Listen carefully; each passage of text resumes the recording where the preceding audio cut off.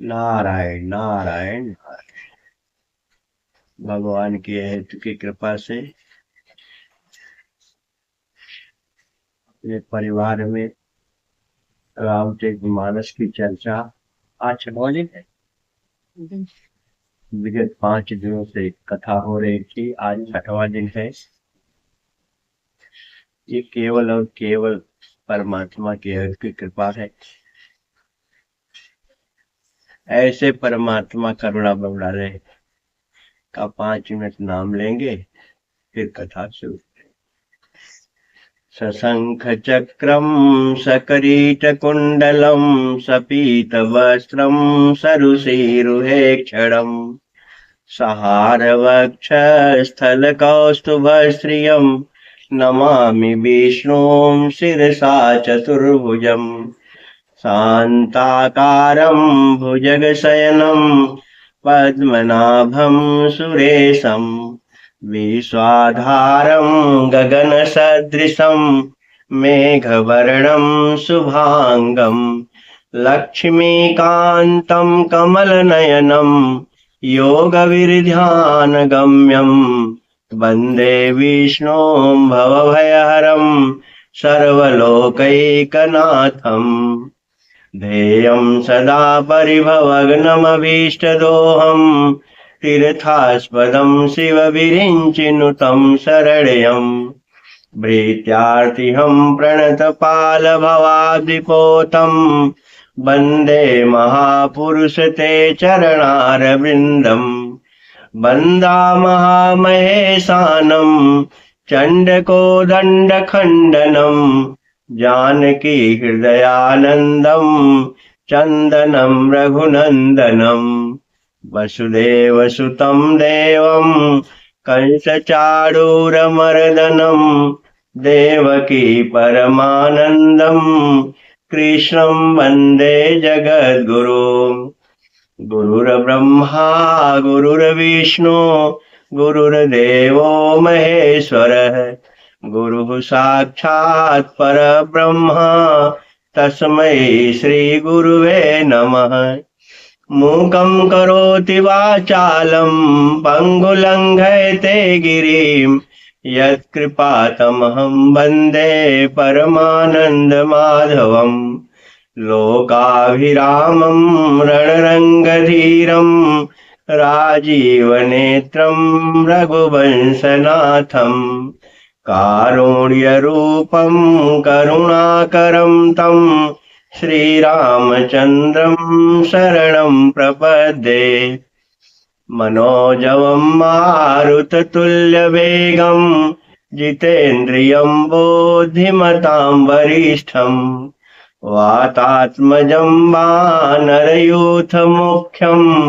श्रीरामदूतं शरणं प्रपद्ये सर्वमङ्गलमङ्गल्ये शिवे सर्वार्थसाधिके शरण्ये त्र्यम्बिके गौरी नारायणी नमोस्तुते।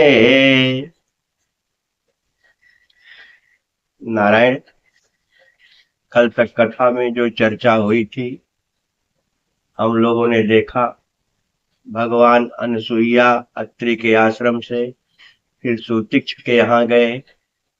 सुतीक्ष को भगवान ने हृदय चतुर्भुज रूप दिखावा, उनके चतुर्भुज रूप हृदय में दिखाया। फिर मुनि अकुला गए और अकुलाने के बाद सामने देख रहे हैं राम सीता लक्ष्मण खड़े हैं।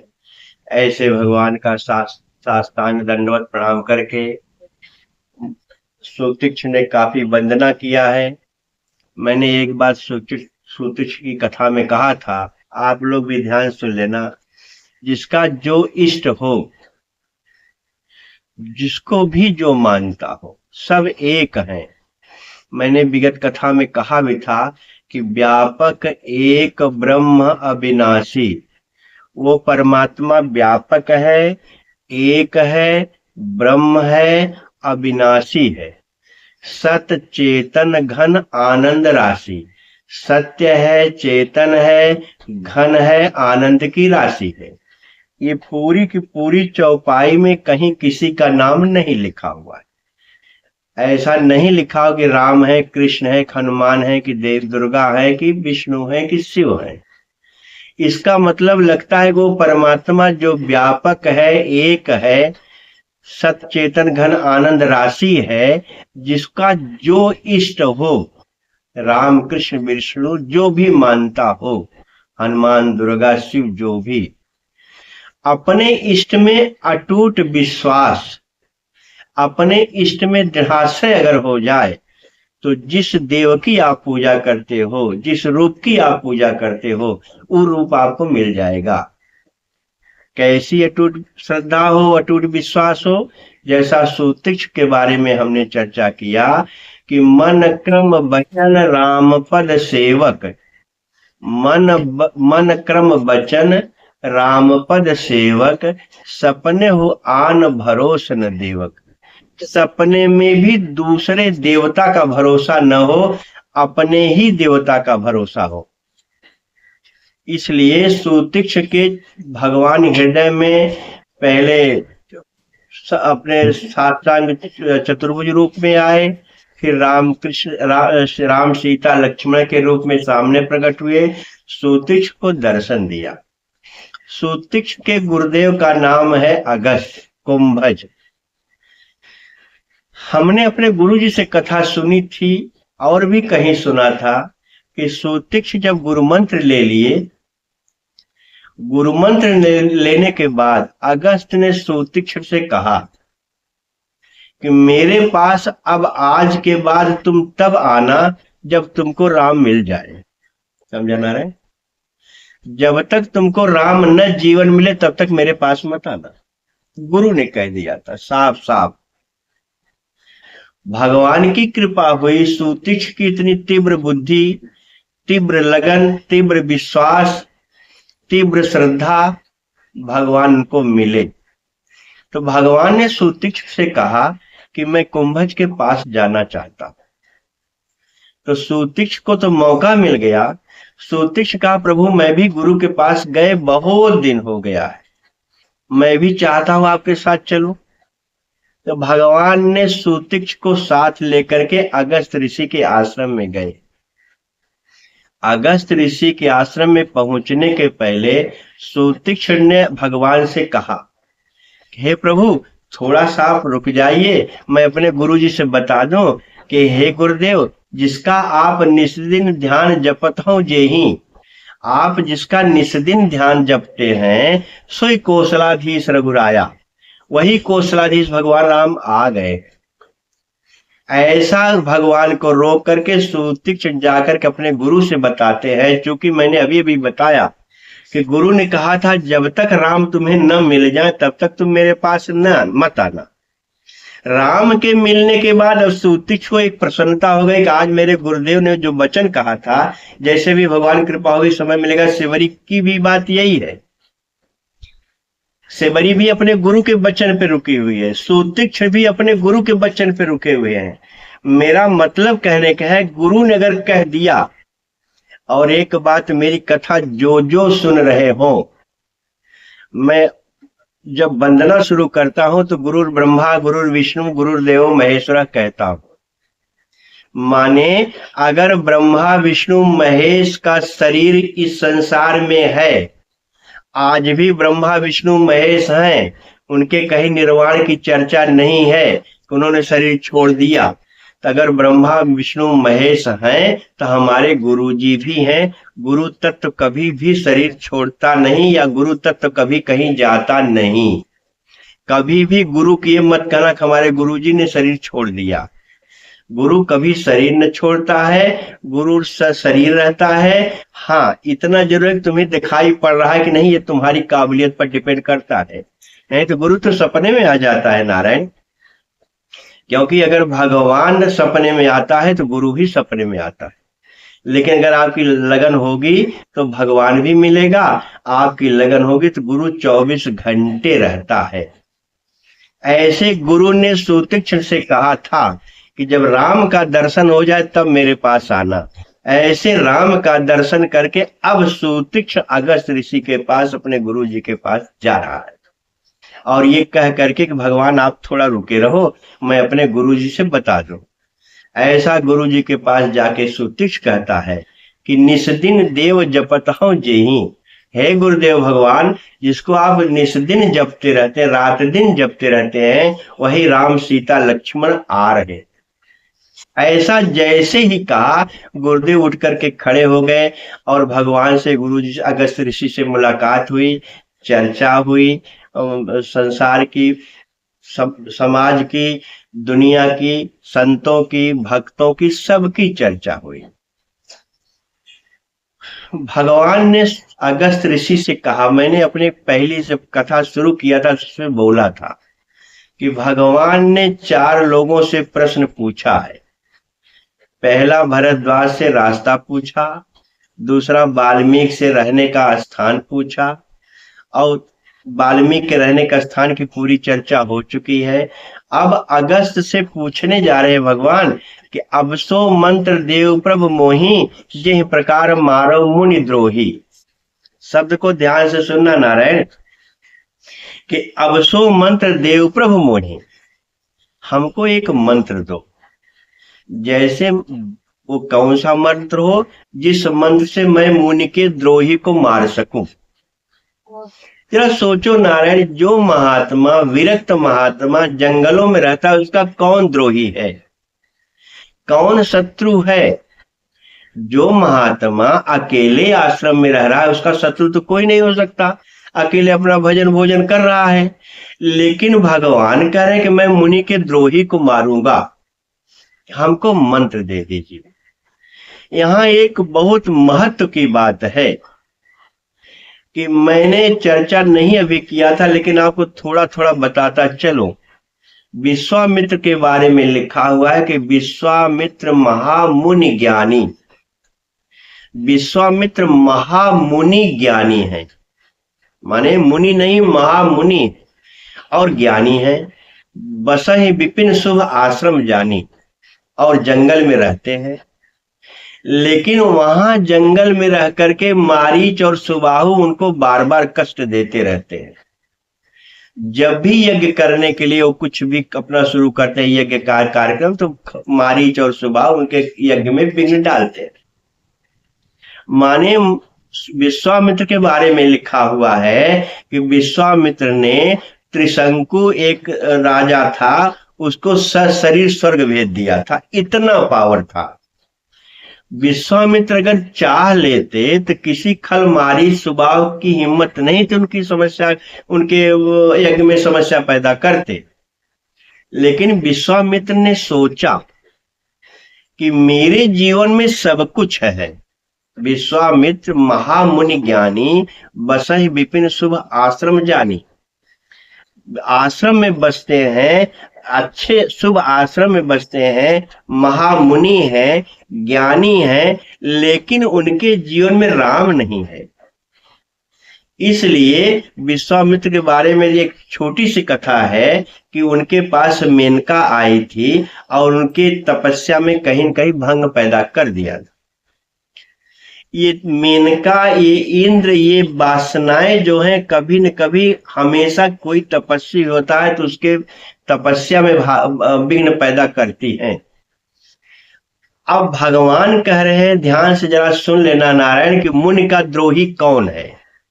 अगर विश्वामित्र को मेनका तपस्या भंग कर सकती है, नारद को रंभा तपस्या भंग कर सकती है, अहिल्या की तपस्या इंद्र भंग कर सकता है, जो ये महर्षि अहिल्या पंचकन्याओं में है, नारद देवर्षि हैं, विश्वामित्र महामुनि और ज्ञानी हैं, ऐसे जो महापुरुष लोग हैं, इनके जीवन में भी रंभा, मेनका या इंद्र किसी रूप में, वासना के रूप में आकर के इनकी तपस्या को नष्ट किया। अब जरा सोचो, इसका मतलब मुनि की तपस्या से कहीं ये ज्यादा बड़े हैं। जितने काम, क्रोध, लोभ, मोह हैं, ये इतने बलवान हैं कि मुनि की तपस्या को भंग करने की सामर्थ्य रखते हैं। और आपने कथा सुनी है, आप जानते हैं कि भगवान शिव की भी तपस्या को तोड़ने के लिए कामदेव गया। और भगवान शिव तो भगवान शिव हैं, इसलिए मानस में लिखा हुआ है कि कि जब कामदेव भगवान शिव के पास गया था तब शिव तीसर नयन उघारा, चितवत काम भयउ जरि छारा। ये तीसरी आंख कौन है? चूंकि आज मुझे कथा ये बोलनी है कि भगवान करे अवसो मंत्र देव प्रमोही, जय प्रकार मारो मंद्रोही। मुनि का द्रोही कौन है? और जो मुनि का द्रोही है वो हम सबका द्रोही है, या जो भी सत्य मार्ग पर चलना चाहता है उसका वो द्रोही है। जो भी भगवान के रास्ते में चलना चाहता होगा, जो भी सत्य पथ पर चलना चाहता होगा, जो भी ईमानदारी का जीवन जीना सोच रहा होगा, जो भी भगवान को पाने की मन में लालसा रखे होगा, उसके ये 3-4 शत्रु है जिसकी चर्चा अब मैं अगस्त और भगवान के संवाद में बोलना है। तो जब ये शंकर भगवान तीसर नयन उघारा, चितवत काम भयउ जरि छारा, तीसरी नयन क्या है? मैंने अपनी कथा के पहले दिन कहा था, नयन अगर पवित्र हो जाए और बयन पवित्र हो जाए, माने आंख पवित्र हो जाए और वाणी पवित्र हो जाए, तो अस्तित्व काम करने लगता है। यहां भी नयन लिखा हुआ है। तब शिव तीसर नयन, नयन के पहले मानस में पहली चौपाई लिखी, तब नयन आपके समझ में आ जाएगा। क्या भगवान तुलसीदास गुरु वंदना करने के बाद ये चौपाई पहली लिखते हैं कि तेहिकर विमल विवेक विलोचन, वर्णव रामचरित भवमोचन। तो विलोचन जो होता है, जो नयन होता है, और उसके पहले विवेक है और उसके पहले विमल है, माने विवेक बीच में रहता है। तेहिकर विमल, विमल पहले है, इसके बाद विवेक है, इसके बाद विलोचन है, माने विवेक बीच में रहता है। और जिसके जीवन में मध्य पवित्र हो जाए, मैंने एक दिन कहा था इस बात को कि भगवान राम ने धनुष को मध्य में तोड़ा, भगवान श्रीमद् भगवत गीता मध्य में गाई गई, भगवान मध्य में पैदा हुए दोपहर में, और भगवान कृष्ण मध्य में पैदा हुए 12 बजे रात को। इसलिए मैं बार बार कहता रहता हूं, आप भी मेरी बात से समझना, मैं बहुत ज्यादा इसको एक्सप्लेन नहीं करूंगा, लेकिन एक बात जरूर कहूंगा कि जिसका मध्य पवित्र हो जाए उसका पूरा संसार पवित्र हो जाएगा। और मध्य में विवेक भी रहता है, और मध्य में काम भी रहता है, मध्य में वासना भी रहती है। ध्यान से समझ लेना नारायण। तो तब शिव तीसर नयन उघारा, भगवान की तीसरा नेत्र क्या है? विवेक। माने मानस में लिखा कि ज्ञान विराग नयन उर्गारी, 2 आंखें ज्ञान और वैराग्य हैं। मानस के उत्तर कांड में लिखा हुआ है कि मरमी सज्जन सुमति कुदारी, ज्ञान विराग नयन उर्गारी। नयन नयन बहुत आया है नारायण, ध्यान से समझ लेना।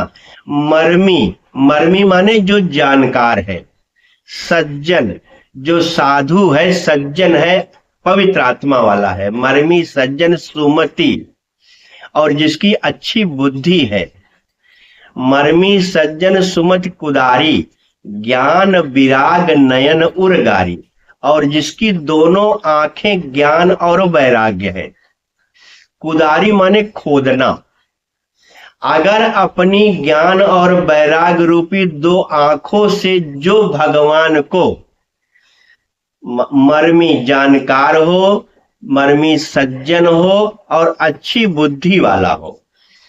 अच्छी बुद्धि वाला, पता नहीं कथा का आप समझ पाएंगे कि नहीं, मैं तो समझ करके मस्ती में बोल रहा हूं।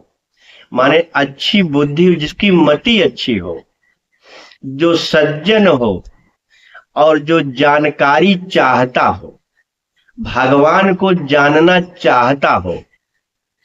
अब यहां मूल बात जो मैं कहने जा रहा हूं, अगर कोई भगवान को पाना चाहता है, भगवान को देखना चाहता है, भगवान आज भी हैं, अभी भी हैं। मानस में लिखा हुआ है कि अजहु जास उर सपने उकाऊ। अजहु माने अभी भी, इस समय भी। अजहु जास उर, जिसके हृदय में सपने में भी इतना बढ़िया चैलेंज के साथ मानस में लिखा हुआ है नारायण, आजहु जास उर, आज भी जिसके हृदय में सपने उस सपने में भी, अजहु जासुर सपने काऊ, बसहु लखन सिय राम बटाऊ। अगर किसी के सपने में भी राम सीता लक्ष्मण आ जाए, सपने में, आज भी, अभी भी, आज ही रात्रि को अगर राम लक्ष्मण सीता सपने में आ जाएं, तो भगवान तुलसीदास चैलेंज के साथ कहते हैं कि राम धाम पथ पावई सोई, वो आदमी राम के धाम को पा जाएगा। जो पथ पाव कबहु मुनि, जो पथ, जो धाम कभी कोई ऋषि पाया होगा, वो आज पा सकता है अगर सपने में राम लक्ष्मण सीता आ जाए तो। इसलिए मैं कहना चाहता हूं नारायण कि अगर हमारी दोनों आंखें ज्ञान की हो जाए और वैराग्य की हो जाए और अच्छी बुद्धि से हम भगवान को खोजें, कुदाल माने गोड़ना या खोदना, हम भगवान को खोजें, तो आज भी भगवान मिल सकता है। तो ज्ञान और वैराग्य तो दो आंखें हैं, और बीच की आंख जो भगवान शिव की तीसरी आंख है वो विवेक है। विवेक बीच में रहता है, ज्ञान वैराग्य के बीच में विवेक रहता है, विमल और विलोचन के बीच में विवेक रहता है। तेकर विमल विवेक विलोचन, विवेक बीच में रहता है। अगर किसी के जीवन में विवेक आ जाए, और विवेक का अर्थ होता है क्या सही है क्या गलत है, क्या करना चाहिए क्या नहीं करना चाहिए, क्या हित है क्या अनहित है, क्या अनित्य है क्या नित्य है, किसको करने समय लाभ होगा किसको करने समय हानि होगी, किसको करने समय यश मिलेगा किसको करने समय अपयश मिलेगा। इतना जानकारी और इसका निचोड़ लिखा हो, जैसे दूध और पानी एक मिला हो और हंस जो है दूध को पी ले जाता है, पानी को छोड़ देता है, ऐसे जो गलत कार्यों को छोड़ देते हैं, दूध को पी लेते हैं, उसको कहते हैं विवेक। विवेक की आंखों से भगवान शिव ने देखा तो काम जल गया। तो इससे एक बात पक्की हो गई कि जो काम, जो लोग, जो मोह शंकर भगवान के पास जा सकता है, अहिल्या के पास जा सकता है, विश्वामित्र के पास जा सकता है, नारद के पास जा सकता है, अब जरा सोचो वो काम हमको छोड़ेगा? मानस में लिखा हुआ है कि आवत देख ही विषय बयारी, तब सब ले कपाट उघारी। जब विषयों की बयार आती है तो सारी इंद्रियां खुल करके आंख खोल के ताकने लगती है, चलो आओ आओ भैया आओ। और विषय कुपथ पाई अंकुरे, मुनि हृदय नर का बापुरे। बाबा कहते हैं तुलसीदास बाबा कि विषय कुपथ, जब गंदी चीज मिलती है, काम क्रोध लोभ की वासनाएं जब आती हैं, तो विषय कुपथ, कुपथ माने होता है जैसे एक कमरे में आप शांति से बैठे हो और काम क्रोध लोभ मोह की विषय वासना की बयार आपके मन में आ गई, तो उसी को कहते हैं कुपथ।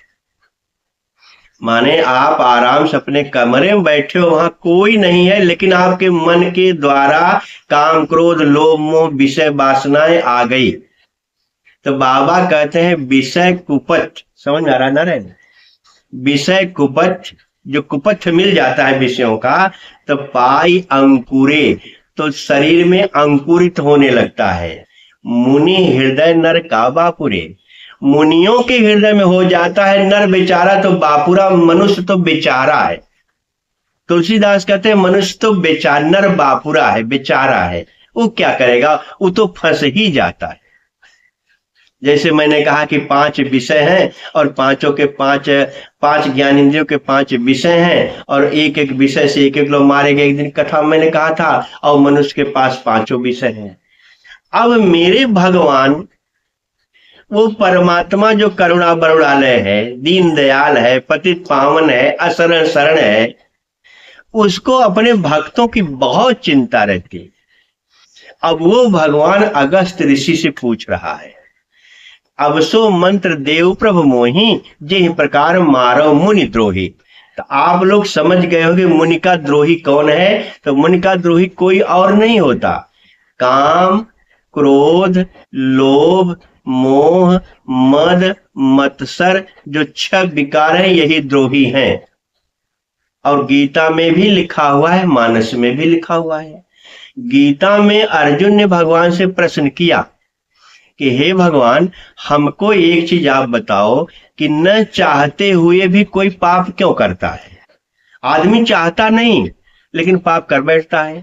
तो भगवान ने एक श्लोक में कहा कि हे अर्जुन, न चाहते हुए पाप जानते हो क्यों लोग करते हैं? कहा क्यों? कहा काम एष क्रोध एष रजोगुण समुद्भव महासनो महापापमा विद्ध एनम इह वैरिणम। अच्छे अच्छे लोगों के काम क्रोध रजोगुण माने लोभ, यही सबसे बहुत बड़े शत्रु हैं। विद्धि एनम इह वैरिणम, यही शत्रु हैं। इन्हीं के नाते लोग पाप का कार्य करते हैं। काम आया तो पाप करेंगे, लोभ आया तो पाप करेंगे, मोह आया तो पाप करेंगे, क्रोध आया तो पाप करेंगे। सब लोग, कुछ लोग कहते हैं, हमने सुना है, क्रोध का, ये लोभ का, ये पाप का बाप कौन है? लोभ। सबसे बड़ा पाप का बाप लोभ है। लोभ के नाते, काम के नाते हम पाप कर बैठते हैं।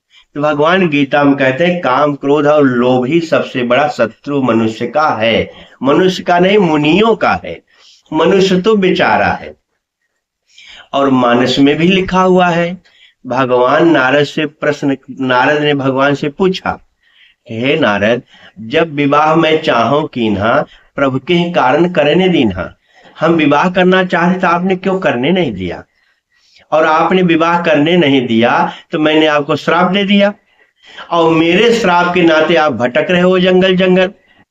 अगर आप मुझे विवाह करने दिए होते तो मैं आपको श्राप न देता, और मैं श्राप न देता तो आज आपकी पत्नी चोरी न होती और आप जंगल में घूमते न। तो मेरा विवाह क्यों नहीं करने दिया? भगवान ने कहा, नारद, एक मेरा स्वभाव है। कहा क्या? जरा भगवान का स्वभाव सुन लो नारायण। सुन मुनि तो ही कहूं सहरोसा। हे मुनि, मैं तुझे सहरोसा माने अहंकार अभिमान के साथ कह रहा हूं, अपनी प्रसन्नता के को लेकर कह रहा हूं। क्या? सुन मुनि तो ही कहूं सहरोसा, भजहि जे मोहि तज सकल भरोसा। जो मुझे सारे भरोसे को छोड़कर भजता है, माने आशा एक राम जी से दूजे आशा छोड़ दे, नाता एक राम जी से दूजी नाता तोड़ दे। राम राम राम राम सीता राम कहिए, जाहि विधि राखे राम ताहि विधि रहिए। भगवान कहते हैं कि सुन मुनि तोहि कहूं सहरोसा, भजन ये मोहि तज सकल भरोसा। सकल भरोसा माने संसार की सारे भरोसे को छोड़कर जो मुझे बजता है, करो सदा तिनकी रखवाली। हे नारद, मैं करो सदा तिनके रखवारी, जिम बालक राखई महतारी। जैसे 2-4 महीने के बालक को उसकी मां रक्षा करती है, वैसे ही मैं अपने भक्त की रक्षा करता हूं। हे नारद, तुम मेरे भक्त हो।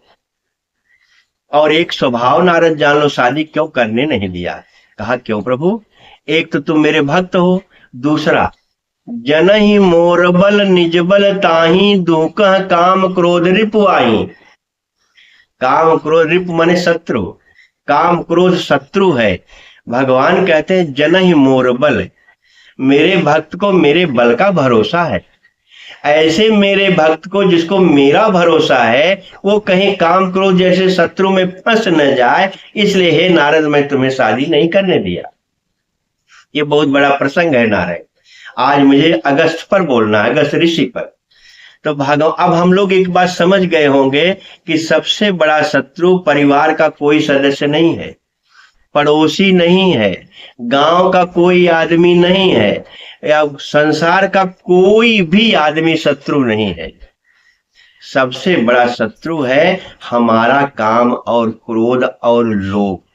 मैंने एक दिन बोला था कि स्वार्थरत परिवार विरोधी, लंपट काम लोभ अति क्रोधी। जो काम क्रोध लोभ में लंपट माने लिप्त है, ऐसे काम क्रोध में लिप्त रहने वाला स्वार्थी होता है, और वह स्वार्थी आदमी सबसे विरोध करता है। चाहे परिवार का हो, चाहे पड़ोसी हो, चाहे बगल का हो, चाहे जहां का हो, सबसे विरोध करता है। भगवान अगस्त ऋषि से कहना चाहते हैं कि हे गुरुदेव, हे मुनि, आप सब जानते हो मैं जिस कारण से आया हूं, आपको बताने कोई आवश्यकता नहीं है, लेकिन मेरे भक्त काम क्रोध जैसे शत्रु से फंस न जाए, इसलिए मैं काम क्रोध रूपी शत्रु को मारना चाहता हूं। वही मुझे मंत्र दे दो। आपको जान लेना चाहिए, मान लेना चाहिए। लंका कांड जब शुरू करूंगा तो बोलूंगा भी, लेकिन आज थोड़ा सा विषय उसका आ गया, इसलिए बोल दे रहा हूं। रामचरितमानस में रावण, मेघनाथ और कुंभकर्ण 3 लोग हैं, इसलिए लंका को त्रिकूट कहते हैं। त्रिकूट माने, कूट माने होता है, आप जानते होंगे कूट माने कि जैसे लोहार जिस पर हंसिया खुरपी बनाता है, आप देखे होंगे जो गांव वाले हैं, लोहार जब हंसिया खुरपी लोहा गरम करके जिस पर रख करके पीट पीट करके पतला करता है, जिस पर रख करके पीटता है, उसको निहाई कहते हैं, कूट कहते हैं। माने हमने सुना है कि लोहार की 3 पुश्त भी बीत जाती तब भी वो निहाई जरा सा भी कम नहीं होती, निहाई कभी घिसती नहीं। जैसे वैसे है, लोहार की 3 पुश्त, उसी पर हंसिया खुरपी और जो कुदार खुरपी बनाते होंगे, उसको कहते हैं कूट। कूट माने जो बिल्कुल दृढ़ है, जरा सा भी इधर उधर चलने वाला नहीं है। तो लंका को त्रिकूट कहते हैं। वहां 3 लोग हैं। कौन कौन? रावण, कुंभकर्ण और मेघनाथ। तो रावण को मोह कहते हैं, मेघनाथ को काम कहते हैं और कुंभकर्ण को अहंकार कहते हैं। और विनय पत्रिका में साफ साफ लिखा हुआ है कि मोह 10 मौलि तद भ्रात अहंकार, पाकारजित काम विश्राम हारी। माने रावण मोह है, कुंभकर्ण अहंकार है, मेघनाथ काम है। ऐसे त्रिकूट वहां बैठा हुआ है लंका में, जिसे राम को मारना है। राम को किसी आदमी को नहीं मारना है, काम क्रोध लोभ मोह रूपी शत्रु को मारना है, जो हमारे भक्तों को दुख दे रहे हैं। इसलिए भगवान ने अपने भक्तों के लिए अगस्त ऋषि से एक मंत्र लिया, जिस मंत्र को लेकर के उन्होंने बताया हमको, आपको, काम क्रोध लोभ मोह रूपी शत्रु को कैसे मारा जाता है। अब आप पूछोगे कैसे मारा जाता है? भगवान कृष्ण ने गीता में भी कहा है, भगवान मानस में भी लिखा हुआ है। भगवान कृष्ण ने गीता में कहा है, जब अर्जुन ने कहा प्रभु ये तो बहुत चंचल मन है, ये तो काम क्रोध में जाएगा ही, तो भगवान ने कहा असंशयम महाबाहो, हे महाबाहो सही कह रहे हो, लेकिन अभ्यासेन तू कौन्तेय वैराग्येण च गृह्यते। अभ्यास और वैराग्य से मारा जाता है। वैराग्य माने कि हम जैसे 1 गिलास दूध कोई दे पीने के लिए और उसमें पता चल जाए कि जहर है, तो हम नहीं पिएंगे। अगर जहर है तो हम गिलास के दूध को नहीं पिएंगे। ऐसे ही काम क्रोध लोभ मोह रूपी शत्रु को, जो हमारे मृत्यु के कारण ही हैं। लोग कहते हैं, अष्टावक्र गीता में जनक से अष्टावक्र ने कहा कि हे राजन, अगर तुम अपना कल्याण चाहते हो तो विषयान विषय तज, विषय को विष की तरह छोड़ दो। विषय इतना खतरनाक होता है नारायण, कि जहर पीने पर तो एक बार आदमी मरता है और विषय से रोज मरता है। ऐसे विषय की चर्चा भगवान राम अगस्त ऋषि से कर रहे हैं कि काम क्रोध रूप कैसे मरेगा लोग। तो भगवान ने कहा अभ्यासेन तू कौन्तेय वैराग्येण च गृह्यते। जिस दिन आप जान जाओ कि मेरे बहुत बड़े शत्रु है, उसी दिन विष की तरह इसको छोड़ दो। अगर जरा सा भी लोभ करोगे कि पूरे जीवन पर्यंत आपको बर्बाद करेंगे, जीने नहीं देंगे कायदे से, और यह लोक भी नष्ट होगा, अगला लोक भी नष्ट होगा अगर हम विषय वासना के चक्कर में रहेंगे तो, और ये तन तो बर्बाद ही हो जाएगा। क्योंकि मैंने एक दिन कहा था कि बड़े भाग मानुष तन पावा, ये तो सही है, लेकिन यही तन कर फल विषय न भाई, इस तन का फल विषय नहीं है। और एक छोटी सी कथा बोल करके फिर आगे बढ़ जाऊं, आज मुझे पंचवटी पर बोलना है। हम जिनकी संतान हैं, लोग कहते हैं, आप जानते होंगे, हम मनु और शत्रुपा के संतान हैं, इसलिए हम मनु से मानव बोले जाते हैं।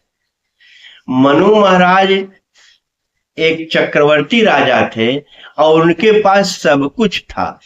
उनके पास लड़के थे, उनके पास लड़की थी, उनके लड़की की शादी कर्दम ऋषि से हुई थी, जहां भगवान कपिल का प्राकट्य हुआ है। ऐसे मनु शत्रुपा कहते हैं चौथापन आ गया। होई न विषय विराग, चूंकि विषय पर बात जब चलती है तो कुल चौपाइयां याद आने लगती है नारायण।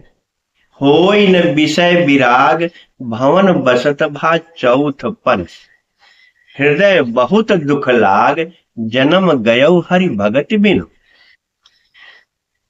और चौथापन तो कहने के लिए 75 साल के बाद आता है, जो 100 साल तक जीते हैं। हमने सुना है, बापू भी कहते हैं, मुरारी बापू, अखबार में भी कभी कभी निकलता है कि जो 63 साल वाला आदमी मर जाता है तो अखबार में निकलता है कि बहुत बड़ा वृद्ध 63 साल का मर गया। इसका मतलब 60 साल के बाद से हम वृद्ध में गणना हो जाते, जो 60 साल के ऊपर हो जाते होंगे। झूठा अहंकार न करें कि हम में बड़ा दमखम है। 60 साल के बाद वृद्धावस्था आ जाती है और मनु शत्रुपा कहते हैं कि होई न विषय विराग, भवन बसत भा चौथपन, माने चौथापन आ गया। अगर हम लोग 80 साल जिंदा रहेंगे नारायण, तो 20 चौक 80, 20 तिहाई 60, 60 के बाद चौथापन आ गया। 100 साल कौन जीता है? कोई कोई 4-4 10 गांव में का लोग मिलते हैं। तो अगर 60 साल के बाद चौथापन आ गया, तो चौथे पन में कम से कम इतना तो सोचो कि होई न विषय विराग, विषयों से वैराग्य नहीं हो रहा है। भवन बसत भा चौथपन, चौथापन आ गया। तो मनु शत्रुपा ने हृदय बहुत दुख लाग, हृदय में बहुत दुख हुआ कि जन्म गयो हरि भगत बिन। क्या हमारे मन में कभी ऐसा होता है कि मेरा जन्म भगवान के बगैर चला गया, मेरा दिन भगवान के बगैर चला गया? आज मैंने क्या क्या किया, भगवान का नाम ही नहीं लिया, संसार में ही फंसा रहा। तो नारायण, ये विषय वासना को मनु शत्रुपा ने तो बरबस राज सुत नृपदीना और नारी समेत गवन बन कीन्हा, जबरदस्ती अपने बच्चे को राज्य पाठ दे करके बन चले गए। और हमारी क्या दशा होगी? अभी हम 80 साल वाला भी आदमी घर नहीं छोड़ पा रहा है। घर छोड़ना मतलब ममता को नहीं छोड़ पा रहा है। क्या होगा भगवान जाने। नारायण, इस तरह से हम लोगों ने अगस्त ऋषि और भगवान की चर्चा को सुना। अब भगवान अगस्त ऋषि से चर्चा करने के बाद भगवान ने अगस्त ऋषि से कहा, प्रभु मैं कहाँ रहूं, कहाँ जाऊं? तो अगस्त ऋषि ने कहा, पावन पंचवटी सोई नाऊ, एक पंचवटी जगह है, आप वहीं चले जाओ। भगवान पंचवटी में प्रवेश करते हैं। अब हम लोग पंचवटी की चर्चा करेंगे। पंचवटी माने कहा था जहां 5 की बटी हो, या जहां 5 तरह के वृक्ष हो, या जहां 5 प्रश्न हो, या जहां 5 तरह की विषय वासना, जो भी कहना चाहो पंचवटी कह लो। लेकिन अभी मैं पूरी बात बता दूंगा पंचवटी में क्या है। जबते राम कीनतः बासा, पंचवटी में भगवान जब से आए। और पंचवटी का एक अर्थ होता है नारायण, मैंने वाल्मीकि संवाद में 5 कर्म इंद्रियों की बात कही। 5 कर्म इंद्रियां जो आपकी, 5 ज्ञान इंद्रियां जो आपकी हैं, ज्ञान इंद्रियां, वो 5 ज्ञान इंद्रियां भी पंचवटी हैं। अगर 5 ज्ञान इंद्रियों में भगवान का वास हो जाए तो सुखी भय मुनि बीती त्रासा। जबते राम कीनतः बासा, अगर राम पंचवटी में आ जाए, 5 ज्ञान इंद्रियों में आ जाए, मेरे आंख में आ जाए, नाक में आ जाए, कान में आ जाए, त्वचा में आ जाए, रसना में आ जाए, अगर मेरी 5 ज्ञान इंद्रियों में राम आ जाए तो सुखी भय मुनि बीती त्रासा। सारे के सारे मुनियों की त्रासा माने दुख खत्म हो गया। ऐसे पंचवटी में भगवान बैठे हैं आनंद के साथ। और वहां एक चीज दिखाया गया है कि सीता कहीं गई हुई है और भगवान प्रसन्न मुद्रा में पंचवटी में बैठे हैं। आप पंचवटी में लक्ष्मण भगवान के पास बैठे। लक्ष्मण ने अभी चूंकि पंचवटी के बाद ही सुपुर्खा है कि वहां तक मुझे आज बोलना है, जैसा समय मिला। पंचवटी में भगवान राम बैठे हैं, लक्ष्मण उनके पास बैठे हुए हैं। लक्ष्मण ने एक प्रश्न किया। लक्ष्मण देख रहे हैं कि भगवान राम सुख आसीना। लक्ष्मण देखा कि भगवान सुख की तरह एकदम एक बार प्रभु सुख आसीना। जैसे अरण्य कांड में एक बार बहुत आया नारायण। अरण्य कांड मैंने शुरू किया तो एक बार प्रभु एक बार चुन कुसुम सुहाय से शुरू हुआ है। पहली चौपाई एक बार चुन कुसुम सुहाय, जो जयंत की कथा मैंने कल बोला था।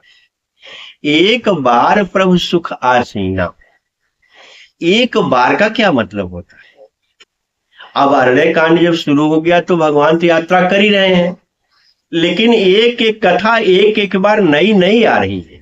जैसे भगवान सीता को कुसुम बढ़िया फूल पहना रहे तो जयंत आ गया, चोच मार दिया, उसकी कथा हो चुकी है। एक बार प्रभु सुख आसीना, लक्ष्मण कहे बचन छलहीना। लक्ष्मण छलहीन वचन कह रहे हैं। तो भगवान ने कहा लक्ष्मण तुम छलहीन वचन क्यों कह रहे हो? क्या तुम छल से बात करते हो क्या? और भगवान ने बार बार कहा मोह कपट छल छिद्र न भावा। अब यहां छलहीन होकर के लक्ष्मण कह रहे हैं। तो भगवान के मन में आया कि लक्ष्मण तुम छल की बात क्यों कर रहे हो, छलहीन होकर कह रहे हो? क्या छल से करना चाहते हो बात क्या? समझा नारायण? भगवान बैठे हैं, सुख आसीना बैठे हैं, लक्ष्मण वचन कहे छलहीना। अब लक्ष्मण को छलहीना बात करने कोई बात नहीं थी, लक्ष्मण को तो बात करनी थी, लेकिन छल क्यों लिखा गया? तो राम ने पूछा लक्ष्मण तुम छल की बात क्यों कर रहे हो कि छलहीनों की मैं बात कर रहा हूं प्रभु? भगवान से लक्ष्मण ने कहा प्रभु ये अरण्य कांड में जहां आप इसमें विचरण कर रहे हैं, अभी अभी आपने देखा जयंत आ गया था और वो इंद्र का बेटा था, कपटी रूप में आ गया था। माने था इंद्र का बेटा लेकिन कपट रूप पकड़ करके आया, मां जानकी को चोच मारा। आपने देखा न प्रभु? कहा देखा। कहा इस अरण्य कांड में अभी कजनी कितने लोग छल करके आएंगे। अब ये नहीं कहा होगा या कहा होगा कि प्रभु अभी छल करके थोड़े टाइम बाद सुपुर्खा आने वाली है, इसके बाद भगवान छल करके रावण भी आएगा, हे भगवान छल करके मारीच भी आएगा। ये अरण्य कांड छल वाला ही है, यहाँ बहुत छल वाले आएंगे। इसलिए हे भगवान मैं आपको सजग करना चाहती हूँ कि मैं वैराग्य का इंचार्ज हूं। लक्ष्मण वैराग्य के आचार्य हैं और जीव के आचार्य हैं, तो वैराग्य के पास तो छल नहीं आएगा। तो लक्ष्मण कहना चाहते हैं अभी आगे जब हमारी यात्रा होगी प्रभु तो सुपुर्खा छल करेगी, रावण छल करेगा, मारीच छल करेगा, इतने छलकारी लोग आएंगे। इसलिए मैं छल रहित बोल रहा हूं, जिसे छल के बारे में जान लो, धोखा न आगे चल के खाना पड़े। तो भगवान का अच्छा बोलो क्या चाहते हो? एक बार प्रभु सुख आसीना, लक्ष्मण कहे बचन छलहीना। लक्ष्मण कहते हैं कि हे भगवान मुझे समझाए कहो सो देवा। हमको एक बात बता दो प्रभु। कहा क्या? मैं आपकी कपट छोड़ करके मन सब तज करो चरण रज सेवा। हमको एक बात बताओ जिससे मैं आपको सब छोड़ करके आपके चरण की सेवा करूं। अब जरा ध्यान से समझो नारायण, लक्ष्मण पैदा एक साथ हुए और जैसे ही लक्ष्मण ने सुना, लक्ष्मण समाचार जब पाए, जैसे ही लक्ष्मण ने समाचार पाया कि राम का वनवास हो रहा है, तो लक्ष्मण साथ साथ चल दिए। राम को 1 मिनट के लिए नहीं छोड़ रहे हैं। और यहाँ लक्ष्मण प्रश्न कर रहे हैं कि मैं प्रभु सब तज करो चरण रज सेवा, मैं सब छोड़ करके आपके चरण के रज की सेवा करूं। तो क्या लक्ष्मण चरण की सेवा नहीं कर रहे हैं? लक्ष्मण तो 24 घंटे चरण की सेवा कर रहे हैं। हम लोग भगवान के साथ नहीं हो पा रहे हैं, इसलिए लगता है कि जीव के आचार के माध्यम से लक्ष्मण हमारे आपके लिए रिकॉर्ड हो रहा है। तो लक्ष्मण कह रहे हैं कि हमको समझा करके बताओ, जिससे मैं सब छोड़ करके आपके चरण की सेवा करूं। यहाँ एक बात हम लोगों को ध्यान से निवेदन के साथ कह रहा हूं, समझ लो। अगर भगवान के चरणों में बैठ के भगवान का होना है, भगवान का होना चाहते हो, तो लक्ष्मण 5 प्रश्न करने जा रहे हैं। 5 प्रश्न को हम लोग ध्यान से समझेंगे। अगर ये 5 प्रश्न मेरे दिमाग में आ गया नारायण, तो हम भी सब तज करो चरण रज सेवा, हम भी भगवान की सेवा कर सकते हैं। अगर ये 5 प्रश्न नहीं आया तो हम कभी नहीं कर पाएंगे, क्योंकि लक्ष्मण को सेवा करने की बात नहीं है, हमारे आपके लिए ये प्रश्न कर रहे हैं। तो पहला प्रश्न लक्ष्मण ने कहा, हे प्रभु कहा हो ज्ञान विराग अरु माया। 5 प्रश्न किया है। बहुत लोग कहते हैं हम ज्ञानी हैं, हम ज्ञानी हैं, हम ज्ञानी हैं, हम वैरागी हैं, हम वैरागी हैं, ऐसा लोग कहते हैं। जिसको जो कहने वाला हो ज्ञानी है, जो कहने वाला वैरागी हो, ध्यान से सुन लो, ज्ञान क्या है, वैराग्य क्या है। लक्ष्मण ने पहला प्रश्न किया, कहा हो ज्ञान विराग अरु माया। हे प्रभु ज्ञान क्या है, वैराग्य क्या है और माया क्या है? हे भगवान कहो ज्ञान विराग अरु माया, कहो सो भगत करहु जेहि दाया। और चौथा प्रश्न किया, भक्ति क्या है? आप ज्ञान वैराग्य माया, चौथा प्रश्न भक्ति, माने कहो ज्ञान विराग अरु माया, कहो सो भगत करहु जेहि दाया। 5वां प्रश्न, ईश्वर जीव भेद प्रभु सकल कहो समझाए। हे भगवान ईश्वर और जीव में क्या भेद होता है? जरा ये प्रश्न अच्छा नहीं लग रहा है नारायण। ईश्वर और जीव में क्या अंतर है? जाते हुए चरण रत शोक मोह भ्रम जाए। हे भगवान जिससे आपके चरण में प्रेम हो जाए और शोक मोह रूपी भ्रम चला जाए। अगर हम ईश्वर के और जीव के भेद को जान जाएं कि हम जीव हैं, परमात्मा ईश्वर है, केवल जान जाएं तो हमारे अंदर से शोक और भ्रम तो चला ही जाएगा। जो मैं कहता हूं, मैं करता हूं, मैं करता हूं, मैं का जो सवाल है, क्योंकि मैं का सवाल इतना खतरनाक है, अभी सारी चर्चा आएगी। मैं कहने वाला झूठा अहंकारी और अज्ञानी होता है, क्योंकि वो जानता है ना कि जीव का औकात कितनी है। जीव के अंदर मैं पना जिस दिन आ जाता है, उसी दिन वो अज्ञानी भी हो जाता है, झूठ बोलने वाला हो जाता है और मूढ़ बुद्धि हो जाता है। अभी हम आपके साथ चर्चा होगी ईश्वर और जीव में क्या भेद होता है। लक्ष्मण ने 5 प्रश्न किया, ज्ञान क्या है, वैराग्य क्या है, माया क्या है, भक्ति क्या है और ईश्वर और जीव में भेद क्या है। ऐसे 5 प्रश्न भगवान ने कहा। पहले भगवान ने प्रश्न किया ज्ञान क्या है, दूसरा प्रश्न किया वैराग्य क्या है। लेकिन भगवान जब बोलना शुरू किए तो मैंने अभी अभी थोड़े टाइम पहले कहा कि भगवान लक्ष्मण और राम का संवाद हो रहा है। इसको राम गीता भी कहते हैं नारायण। ये राम गीता है, ये लक्ष्मण का प्रश्न है, ये गीता ही बिल्कुल है।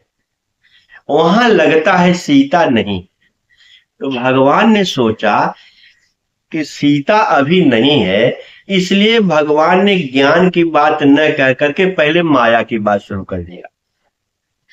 माने लक्ष्मण ने प्रश्न किया ज्ञान बताओ प्रभु, और तब वैराग्य बताओ, तब माया तीसरे पर पूछा। लेकिन भगवान ने पहले माया ही शुरू कर दिया। माया क्या है?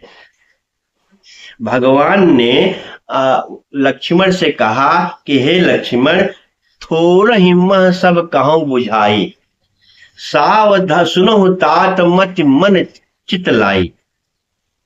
हे तात, मैं थोड़े में बता रहा हूं, लेकिन एक काम करो, मन मत चित तीनों को इकट्ठा करके सुनो। मैं थोड़े में बता रहा हूं, लेकिन मन मत चित्त लगा करके सुनो, ध्यान से सुनो नारायण। ये चूंकि लक्ष्मण राम गीता है, भगवान कह रहे हैं थोड़े में, मैं थोड़े में बताऊंगा, लेकिन मन चित्त लगा करके सुनो। क्या? जरा सुनो नारायण, मन चित्त लगा के सुनो। भगवान करे, पहले माया बोल रहे हैं, जो हम लोग 24 घंटे यही कमुआ करते हैं नारायण। 3 बज गया क्या? नहीं, आप कहिए, हमारे ना बस अच्छा। 5 रुपये। भगवान कह रहे हैं थोड़े में सुनो, माया क्या है। और चूंकि सीता वहां नहीं है, सीता लगता है कहीं गई हुई है, इसलिए भगवान माया के बारे में बता रहे हैं। कहते हैं हे भैया, मैं अरुमोर तोर तय माया। जब मैं कहता हूं कि ये मेरा है, मैं और मोर, ये मेरा है, ये मैं हूं, मैं हूं, मैं और मोर, मैं और मोर। तोर तय माया, ये तुम्हारा है, ये तू है। माने ये तुम्हारा है, तू है, ये मेरा है, ये मैं हूं। जहां मैं मेरा और तू तेरा आया, वहीं उसी कहते हैं भगवान, मैं और मोर तोर तय माया। वही माया है यही बस कीन्हे जीव निकाया। पूरा संसार जीव उसी में फंसा पड़ा है, मैं और मेरा, तू और तेरा। एक बहुत बड़ी कथा है, कहानी के माध्यम से आप समझ लोगे नारायण। 2 सगे भाई थे, दोनों में बड़ा प्रेम था, बहुत अटूट प्रेम। दोनों भाइयों, संजोग से दोनों के एक एक लड़के थे। एक लड़का बड़े भाई के पास था, एक लड़का छोटे भाई। एक दिन छोटा भाई बाजार गया था, मार्केट, और मार्केट में उसने आम खरीदा। आम 2 खरीदा, एक आम थोड़ा छोटा था, एक आम थोड़ा बड़ा था, आधा किलो लिया होगा। और मार्केट से घर आ था, बड़ा भाई घर पे अपने बैठा था, छोटा भाई 2 आम लिया था। दोनों आम लेकर के घर आ रहा था। इतने में दोनों लड़के जो घर थे, दोनों भाई के, दोनों ने देखा कि पिताजी चाचा जी आ रहे हैं, और दोनों दौड़ गए कि मैं जाऊं, पिताजी जो हाथ में लिए हैं या जो चाचा जी हाथ में लिए हैं ले लो। एक आम छोटा था, एक आम बड़ा था। और जब आम दोनों लड़के मिल गए तो छोटा आम बड़े भाई के लड़के को दे दिया और बड़ा आम अपने लड़के को दे दिया। और बड़ा भाई देख रहा था कि भैया ने छोटा आम तो अपने मेरे बेटे को दिया और बड़ा आम अपने बेटे को दिया, मैं और मेरा हो गया ना नारायण। घर आया, लड़के भी घर आए, भाई भी घर आया। तो बड़े भाई ने कहा भैया, अब हमारा आपका प्रेम बहुत अच्छा है, लेकिन हमारा आपका चल नहीं पाएगा, इसलिए आप अलग हो जाओ। तो छोटे भाई ने कहा क्या हुआ भैया, अभी तो हमारे आपके बीच कोई झगड़ा झंझट भी नहीं हुआ, कोई बातचीत भी नहीं, तब तक आप कह रहे अलग हो जाओ। कहा आप अलग हो जाओ। कहा क्या हुआ? कहा मैंने आपको देखा, अरे एक काम में ज्यादा से ज्यादा 100 ग्राम बड़ा रहा होगा और एक आम 100 ग्राम छोटा रहा होगा, लेकिन 100 ग्राम के नाते छोटा आम मेरे लड़के को आपने दिया और बड़ा आम अपने लड़के को दिया, इसलिए हमारा आपका इतना, जब आपके अंदर मैं मेरा तू तेरा है तो हमारा आपका नहीं चलेगा। और दोनों भाइयों बंटवारा हो गया नारायण। यही माया है, मैं और मोर तोर तय माया, यही बस कीन्हे जीव निकाया। और ये माया कहां तक जाती है, ऐसा मत समझना कि यही घर तक रहती है। भगवान राम लक्ष्मण से कह रहे हैं कि हे भैया, ये माया गो गोचर जह लग मन जाई, सो सब जाने माया भाई। जहां तक तुम्हारा मन जाता है, जहां तक तुम्हारी आंख जाती है, आंख तो थोड़े दूर तक जाएगी लेकिन मन तो बहुत दूर तक जाएगा। गो गोचर जह लग मन जाए, और मन कहां तक जाता है? जहां तक आपने दृष्टि को देखा होगा। सो सब जाने माया भाई। जहां भी आपका मन जाता है नारायण, वहां मन आपका मैं और मेरा, तू और तेरा करता है। इसी को माया कहते हैं। अक्सर लोग कहते हैं बहुत माया में फंसे हुए हैं, बहुत बुरे फंस गए हैं माया में। मानस में तो लिखा है कि भूमि परत भा ढाबर पानी, जिम जीव माया लपटानी। जीव जो है माँ के पेट से, माँ के गर्भ से जब बाहर निकलता है तभी माया लपेट लेती। कैसे? जैसे भूमि परत भा ढाबर पानी, जो आकाश से बूंद गिरती है जल की वर्षा की, वो तो बहुत स्वच्छ होती है, लेकिन जब मिट्टी पर पड़ती है तो मिट्टी में ऐसा मिल जाती है कि आप लाख चलनी से साफ करो, साफ नहीं हो सकता। ऐसे ही पानी जितना मटमैला हो जाता है आकाश से गिरने के बाद जमीन पर, भूमि परत भा ढाबर पानी, ऐसे ही जिम जीव माया लपटानी। जीव जब संसार में आता तभी माया लपेट लेती है। अब ये कहो कि माया तब से लपेट लेती, क्या छूटेगी? नहीं छूटेगी। अगर हम जान जाए कि हम गलत कार्य कर रहे हैं, एक बात, मेरी बात ध्यान से सुन लेना, मान लेना कि अपने दुर्गुणों को, अपनी गंदगी को आप जानते हो, आपका भगवान जानता है, तीसरा कोई नहीं जानता। न पति के बारे में पत्नी जानती है, न पत्नी के बारे में पति जानता है, न बाप के बारे में बेटा जानता है, न बेटे के बारे में बाप जानता है। आप स्वयं अपनी गंदगी जानते हो और आपका भगवान जानता है। इसलिए अगर आपके मन में हो जाए कि मैं गलत काम करता हूं, मैं गलत रास्ते पर जा रहा हूं, या मेरी गलत आदत है, मैं गंदे में फंस गया हूं, आप जानते हो और आप छोड़ना चाहो तो छूट सकता है, नहीं तो भगवान भी नहीं छुड़ाता। भगवान ने सीधा लिखा हुआ है।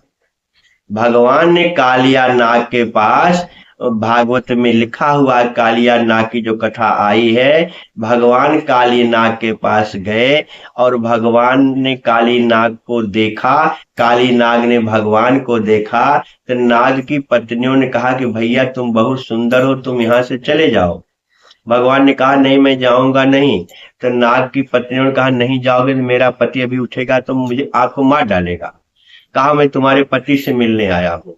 इतने में काली नाग आ जाता है और काली नाग आकर के फुफकार करके भगवान को पकड़ लेता है, और जैसे ही भगवान को पूरा का पूरा लपेट लिया कालिया नाग, वैसे ही भगवान ने अपने शरीर को मोटी किया।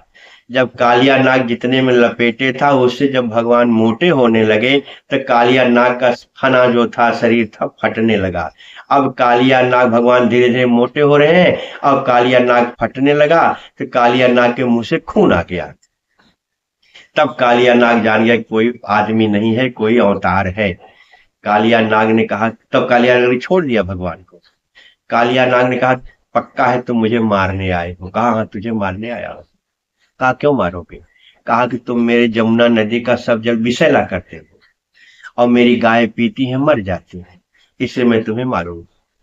तो कालिया नाग ने कहा ईमानदारी से आप बताओ, आप भगवान हो, मैं जान गया, क्योंकि भगवान के अलावा मुझे कोई मार नहीं सकता। तो आपने नाग की योनि आप बनाए हो? कहे हाँ बनाया। तो हमारे सर्पों की योनि में जो विष है आपने दिया है कि मैंने आपसे मांगा था? तो कहा नहीं नहीं मैंने दिया है।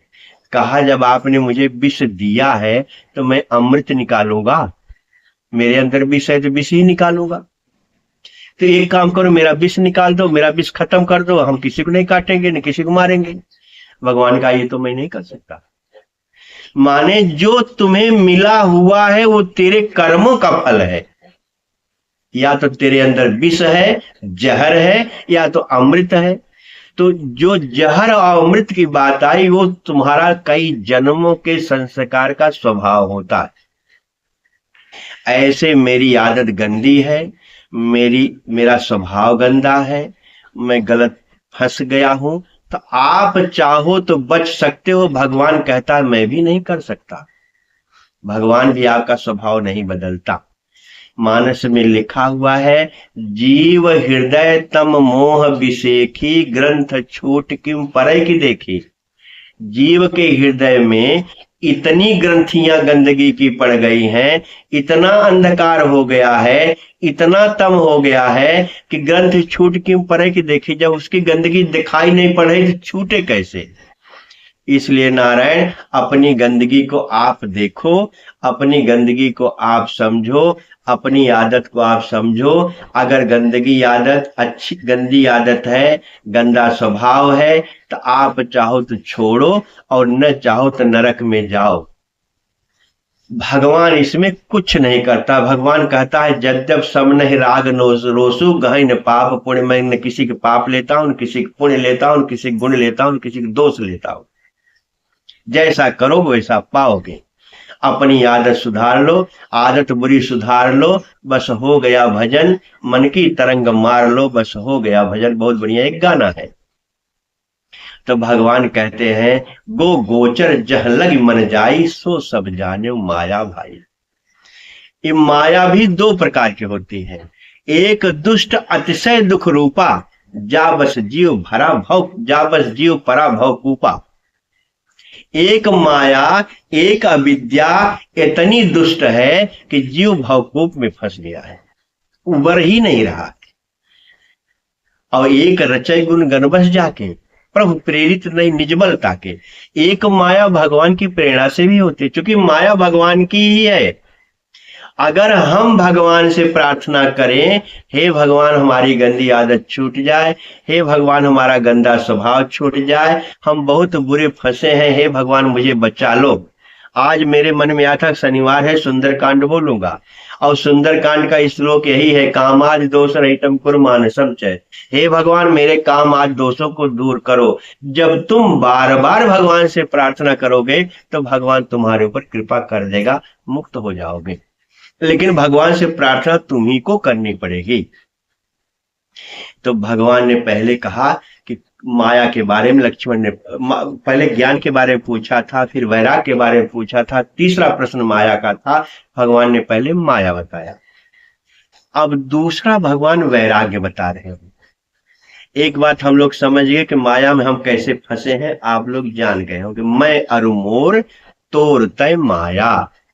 अगर कोई मैं मेरा कह रहा है, तू तेरा कह रहा है, तो बिना सोचे समझे जान लेना कि माया में फंसा हुआ है। उसमें कोई टीका टिप्पणी मत करना। चाहे सन्यासी हो, चाहे साधु हो, चाहे जो हो, कपड़ा पीला लाल पहने हो, चाहे जैसा हो, अगर मैं कर रहा है, तू कर रहा है, तो माया में फंसा है और बुरे फंसा है। भगवान ने माया का लक्षण बताया। अब दूसरा भगवान, लक्ष्मण ने कहा, कहो ज्ञान विराग और माया।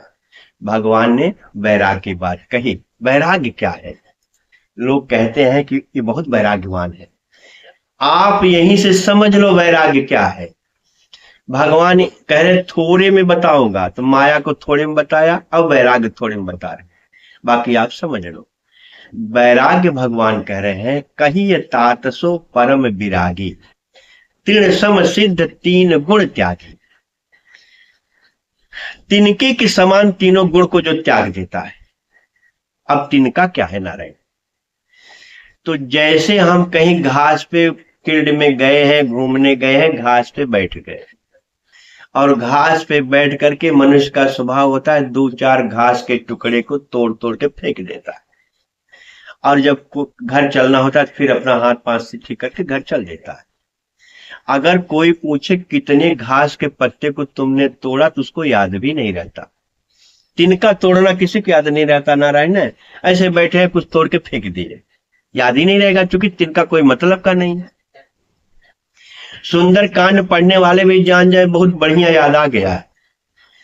तिनके के समान जो तीनों गुणों को माने सतोगुण रजोगुण तमोगुण को छोड़ देता है वो वैराग्यवान है।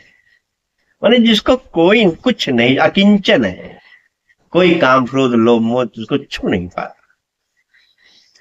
अब जैसे सीता के बारे में लिखा है सुंदरकांड में, रावण आता है सीता के पास और रावण कहता है कि तव अनुचरी करो पर मोरा, एक बार बिलोक मम ओरा।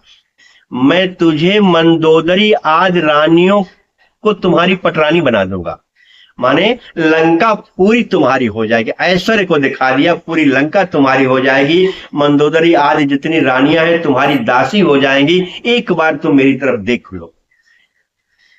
माने रावण कहता है मंदोदरी आदि सब रानी तव अनुचरी करो पन मोरा, एक बार बिलोक म मोरा, एक बार तुम मेरी तरफ देख लो। जरा सोचो ध्यान से, नारायण सुंदर कांड की एक एक चौपाई पीने लायक है। आज कल बोलूंगा या भगवान कृपा जब बोलूंगा तो बोलूंगा। रावण पूरी लंका की समृद्धि दिखा दिया कि पूरी लंका तुम्हें दे दूंगा, मंदोदरी तक को तुम्हारी दासी बना दूंगा। तृणधरी ओट कहत वैदे, वैदेही ने एक तिनका दिखाया कि तेरी लंका तिनके के समान है। हे रावण, तू जिस लंका की बात कर रहा है मेरी निगाहों में तेरी लंका तिनके के समान है। उसको कहते हैं कहिए तात सो परम विरागी, तृण सम सिद्ध तीन गुण त्यागी। पूरी समृद्धि जिसको तिनके के समान लगे, लोभ दिखाई नहीं। यहां एक बहुत बढ़िया बात है कि सीता के अंदर कहीं लोभ नहीं दिखाई पड़ता, सीता के अंदर कहीं कोई काम नहीं दिखाई पड़ता। माने काम और लोभ यहां सीता के अंदर छू नहीं पा रहा है। जब सुंदरकांड बोलूंगा तो बोलूंगा, इसलिए तिनका दिखा दिया कि तेरी लंका, तेरी मंदोदरी, तेरी सारी दासियां हमारे निगाहों में तिनके के समान है। रावण, तेरी तरफ देखूंगी भी नहीं। एक कथा और है वैराग्य पर, मौज आती है, सुन लो यार। भरथरी ने पिंगला को छोड़ करके सन्यास ले लिया। कथा आप जानते कि पिंगला एक मंत्री से उसका व्यवहार हो गया था। माने भरथरी के दो भाई थे, भरथरी दो भाई थे, एक भरथरी थे, उनका भाई आनंद था। पिंगला उनकी भरथरी की पत्नी थी, लेकिन पिंगला की बहुत सुंदर थी पिंगला, लेकिन आदत उसकी अच्छी नहीं थी।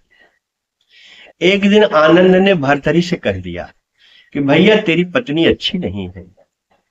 तो भरथरी ने कहा पिंगला तुम्हारी शिकायत बहुत सुनाई पड़ रही है। जरा सोचो, नारी भगवान स्त्री के बारे में बतावे, हम किसी कुछ नहीं करे, नारायण अपने परिवार, कथा आ गई बोल रहा, वैराग्य के बारे में बोलना इसलिए बोल दे रहा हूं, और 60 में बोलूंगा, बहुत ज्यादा नहीं बोलूंगा। आनंद ने कहा भरथरी तुम्हारी पिंगला पत्नी जो है ठीक नहीं है। भरथरी ने पिंगला से पूछा पिंगला तुम्हारी बहुत गंदी शिकायतें सुनाई पड़ रही। तो पिंगला ने कहा भरथरी तुम नहीं जानते, तुम्हारा जो भाई आनंद है मेरे चक्कर में पड़ा है। जरा सोचो नारायण, भरथरी बहुत साफ थे। भरथरी ने कहा आनंद, पिंगला तो ऐसा बात बोल रहे है कि तुम उसी के चक्कर में पड़े हुए हो। आनंद वैराग्य ले लिया, अरे बाप रे बाप, इतना झूठ बोलने वाली औरत है जिसका मुंह नहीं देखूंगा। आनंद तुरंत वैराग्य ले लिया। अब भगवान की प्रेरणा हुई, एक वेश्या फल लेके आई, एक फल, और वो फल कैसा था, भरथरी को एक फकीर ने दिया था कि राजन ये फल खा लोगे तुम्हारा बुढ़ापा नहीं आएगा। भरथरी ने वो फल न खा करके पिंगला को दे दिया। पिंगला को बहुत मानते थे। पिंगला उस फल को न खा करके अपने मंत्री को दे दिया जिससे उनका व्यवहार था। मंत्री इतना दुष्ट था कि वेश्या से भी उसका व्यवहार था। मंत्री ने वेश्या को दे दिया। वेश्या ने सोचा ये फल मैं खा करके क्या करूंगी, जिंदगी भर जवान रह करके क्या करूंगी, ये फल मेरा राजा खा लेता तो राजा बढ़िया हो जाता। राजा के पास फिर फल पहुंचा। राजा ने कहा देवी तुम कहाँ से पाई? तो वेश्या ने कहा हमें आपका नौकर दिया। नौकर को बुलाया, तुम कहाँ से पाई? तो पिंगला को दिया। राजा ने पिंगला को 3 बार कहा पिंगला तुमने मंत्री को फल दिया था, पिंगला तुमने मंत्री को फल दिया था, इसलिए आनंद मेरा भाई चला गया तुम्हारे व्यवहार पर ही। और वहीं से राजा भरथरी भी विरक्त हो गए। अब खाली कथा थोड़ी सी वैराग्य की कहनी है, समझ लो। अब जैसा कहो बंद कर दूंगा। भरथरी श्मशान में चले गए और श्मशान की जो अग्नि थी उसी पर श्मशान में जो पिंडा पारते थे, खीर चावल जो पारते थे उसी को भरथरी खाते थे। और किसी आदमी खोपड़ी में ही पकाते थे। जो वहां चावल जो रखा जाता था पिंड का, उसी खोपड़ी पका खाते थे।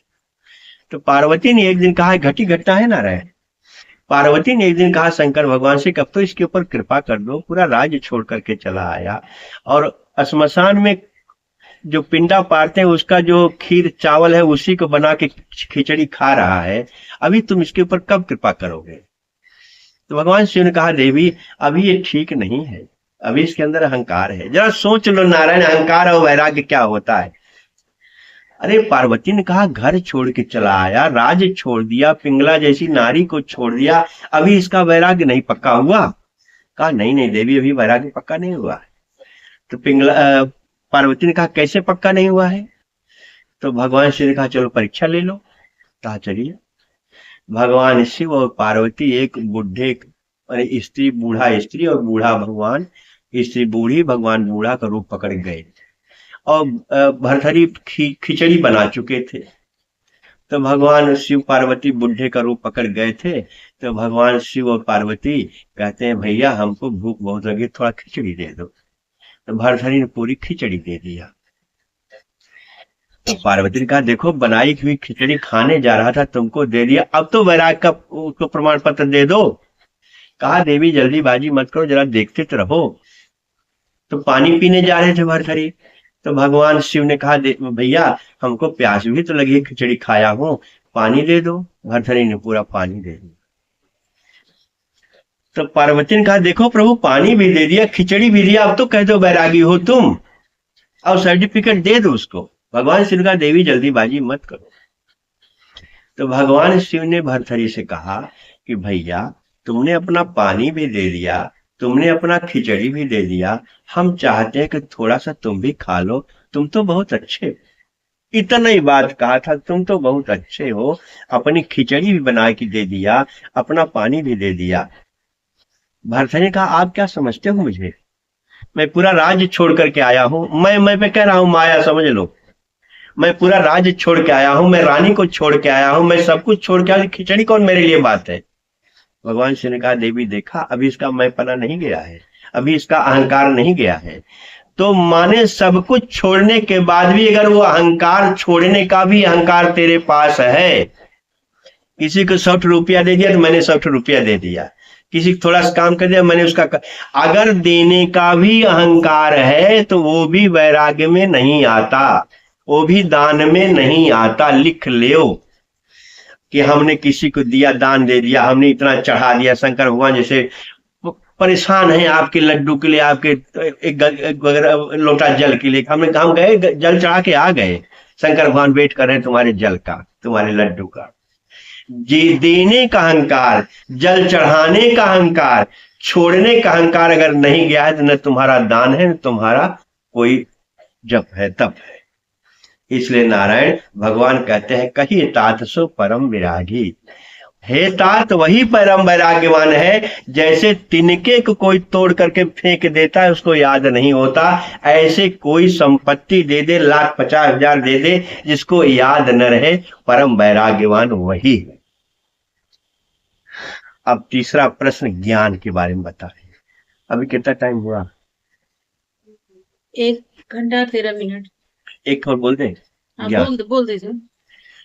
भगवान लक्ष्मण चूंकि पंचवटी में 5 प्रश्न किया है और 5 प्रश्न में अभी हमने 2 प्रश्न को सुना, माया और ज्ञान, माया और वैराग्य क्या है। तीसरा प्रश्न भगवान ज्ञान के बारे में बताते। हे भैया थोड़े में समझो ज्ञान क्या है। हम सभी लोग कहते हैं हम ज्ञानी हैं, हम ज्ञानी, हम वैराग्य के बारे में समझ लिया, अगर देने का भी अहंकार है तो वैरागी नहीं हो।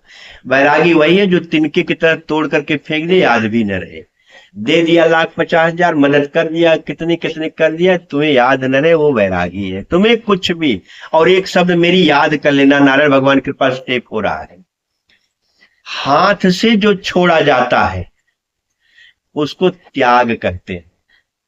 जैसे मैंने हाथ से रुमाल दे दिया, ये त्याग है, और जो दिल से छोड़ा जाता है वो वैराग्य है।